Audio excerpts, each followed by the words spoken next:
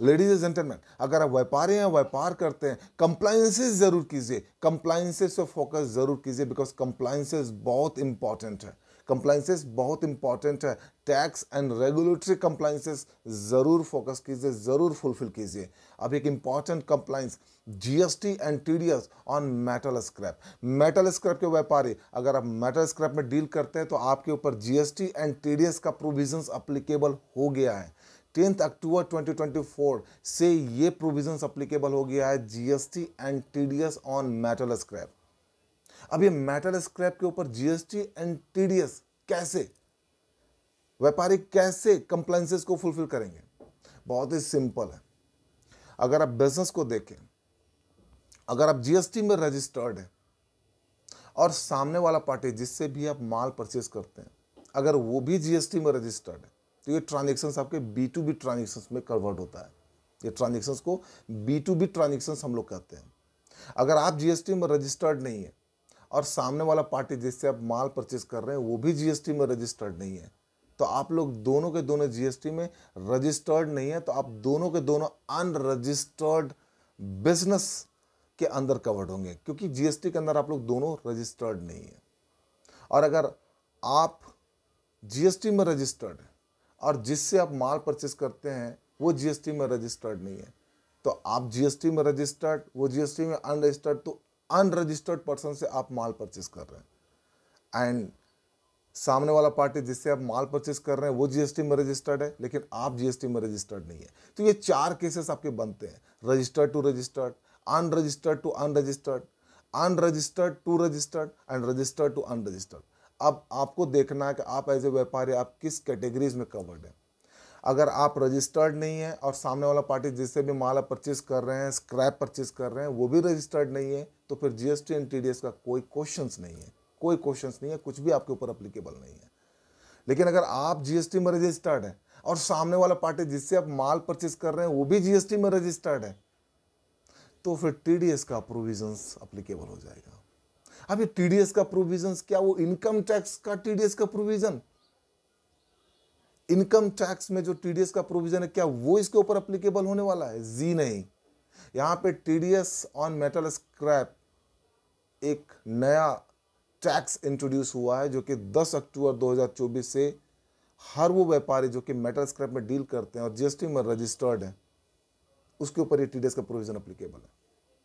यानी you are registered under GST and the party from whom you are buying the material, buying the scrap is also registered under GST. Both party must be registered under GST. In that case, आप जो भी माल purchase करेंगे उसका जब भी आप उसको पे आउट करेंगे तो पेमेंट करने से पहले आपको 2% का टीडीएस डिडक्ट करना पड़ेगा। 1% central tax and 1% state tax, अगर ये विद इन द स्टेट के अंदर अगर आपका है, और अगर आप अदर स्टेट से माल बाय करते हैं तो आपको 2% आईजीएसटी करनी पड़ेगी। तो ये 2% का टीडीएस जो है ये अप्लीकेबल है B2B ट्रांजेक्शन के केस में। यानी आप भी जीएसटी में रजिस्टर्ड है और आपका पार्टी जिससे आप माल परचेस कर रहे हो वो भी जीएसटी में रजिस्टर्ड है। दोनों पार्टी अगर जीएसटी में रजिस्टर्ड है, इस केस में आपको जब आप बीइंग ए रेसिपिएंट आप पे करेंगे तो आपको 2% टीडीएस काट करके आपको पे करना है अपने सप्लायर्स को। अब इसके ऊपर एक थ्रेशोल्ड लिमिट भी है। अगर आपका ट्रांजेक्शन्स अप टू 2.5 लाख तक है, अगर ट्रांजेक्शन्स आपका 2.5 लाख तक है तो आपको टीडीएस डिडक्ट करने की ज़रूरत नहीं है। लेकिन अगर ये ट्रांजेक्शन्स 2.5 लाख से ऊपर है तो आपको टीडीएस डिडक्ट करनी पड़ेगी। यानी एक पार्टी के साथ में अगर आप 2.5 लाख तक का ट्रांजेक्शन्स करते हैं तो आपको टीडीएस काटने की ज़रूरत नहीं है। यानी सप्लायर को आप पूरा का पूरा पे करेंगे, बीइंग रिसिपिएंट आपको टीडीएस काटने की ज़रूरत नहीं है। आप टीडीएस इस स्थिति में नहीं काटेंगे। अगर 2.5 लाख से ऊपर का ट्रांजेक्शन्स आपने उस पार्टी के साथ में किया तो फिर आपको 2% टीडीएस काटना पड़ेगा। सो this is how the important part here is. तो टीडीएस B2B के केस में अगर सामने वाला पार्टी जीएसटी में रजिस्टर्ड नहीं है, आप जीएसटी में रजिस्टर्ड हो, तो बीइंग ए रेसिपिएंट क्या आपको टीडीएस डिडक्ट करने की जरूरत है? टीडीएस नहीं डिडक्ट करने की जरूरत है। अगर दोनों पार्टी अनरजिस्टर्ड है, क्या टीडीएस डिडक्ट करने की जरूरत है? टीडीएस नहीं डिडक्ट करने की जरूरत है। अगर आपका सप्लायर जीएसटी में रजिस्टर्ड है, आप जीएसटी में रजिस्टर्ड नहीं है बीइंग रेसिपिएंट, क्या टीडीएस डिडक्ट करने की जरूरत है? टीडीएस नहीं डिडक्ट करने की जरूरत है। So are you getting my point? TDS provisions will be applicable only and only when both party are being registered under GST. दोनों पार्टी अगर जीएसटी में रजिस्टर्ड है तो फिर टीडीएस डिडक्ट करने की जरूरत नहीं है। आपकी दोनों पार्टी अगर जीएसटी में रजिस्टर्ड है तभी ही टीडीएस आपको डिडक्ट करने की जरूरत है। एंड इसके अलावा आपको टीडीएस की प्रोविजन अप्लीकेबल करने की जरूरत नहीं है। अब आते हैं RCM, reverse charge mechanism.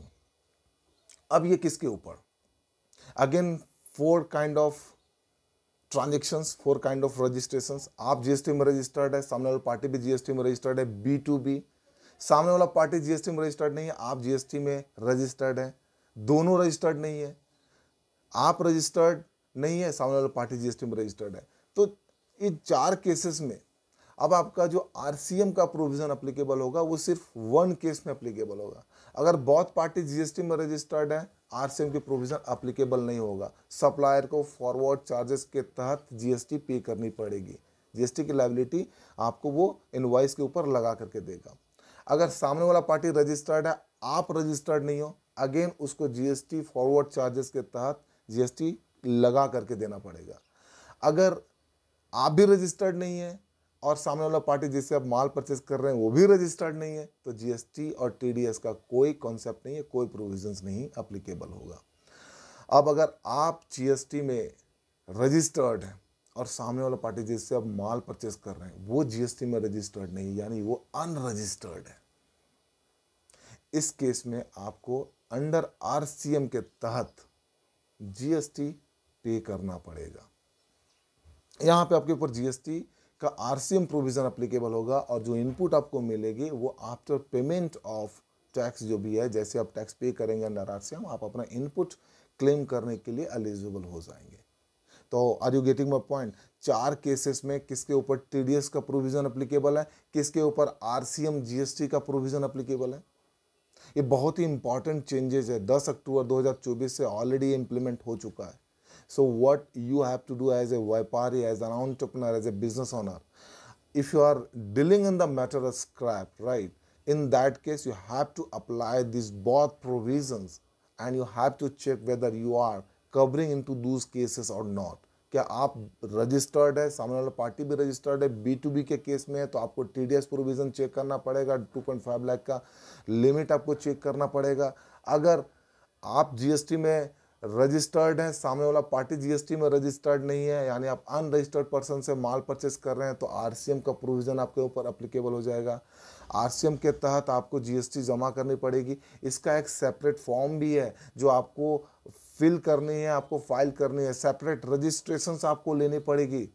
GST on metal scrap का जो ये टीडीएस का प्रोविजन जो आया हुआ है, इसके ऊपर आपको सेपरेट एक रजिस्ट्रेशंस लेनी पड़ेगी। सेपरेट जैसे आपका जीएसटीआर 1, जीएसटीआर 3 भी फाइल करते हैं, वैसे इसमें आपका जीएसटीआर 7 आपको फाइल करनी पड़ेगी। हर महीने आपको जीएसटीआर 7 फाइल करनी है ऑन और before 10th of the following month.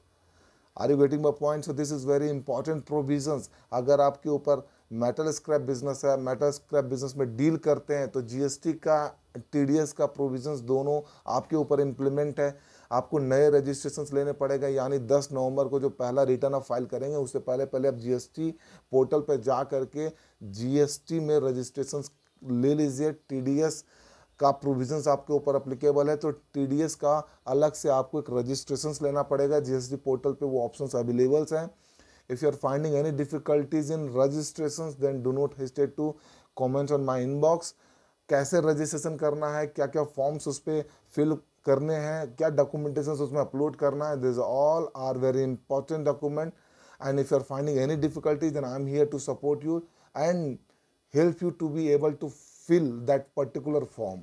सो ये इंपॉर्टेंट है। आपको अगर आपने अभी तक रजिस्ट्रेशन नहीं लिया हुआ है, नहीं अप्लाई किया हुआ है, तो आप इमीडिएटली जा करके पोर्टल पे अप्लाई कर दीजिए, क्योंकि 10 नवंबर को आपको पहला टीडीएस का जो फॉर्म है, जो जीएसटीआर 7 है, वो आपको फिल करना पड़ेगा और ये इंपॉर्टेंट है। आरसीएम तो आपको एज यूजुअल जैसे आप करते हैं जीएसटीआर 1, 3B में, वैसे ही आपको करनी है और जीएसटीआर 7 आपको टीडीएस के लिए आपको फिल करनी है।